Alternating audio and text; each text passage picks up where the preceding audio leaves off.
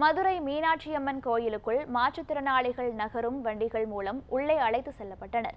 மதுரை மீனாட்சி சுந்தரேஸ்வரர் கோயிலுக்கு வரும் பக்தர்கள் பல்வேறு சோதனைகளுக்கு உட்படுத்தப்பட்ட பின்பு உள்ளே அனுமதிக்கப்படுகின்றனர். கடந்த ஆகஸ்ட் 6ஆம் தேதி மதுரை மீனாட்சியம்மன் கோயிலில் சுவாமி தரிசனம் செய்ய வந்த மாற்றுத்திறனாளி பெண் பக்தரிடம் செயற்கை கால்களை அகற்ற கோரி காவல்துறையினர் மற்றும் கோயில் நிர்வாகத்தினர் வற்புறுத்தியதாக கூறப்படுகிறது. இதேபோன்று கடந்த ஆகஸ்ட் 26ஆம் தேதி நடிகை நமிதா கோயிலுக்கு சுவாமி தரிசனம் செய்ய சென்றபோது மாற்று மதம் என்ற குளறுபடியால் சுவாமி தரிசனம் செய்ய அனுமதி மறுக்கப்பட்டதாக புகார் எழுந்தது.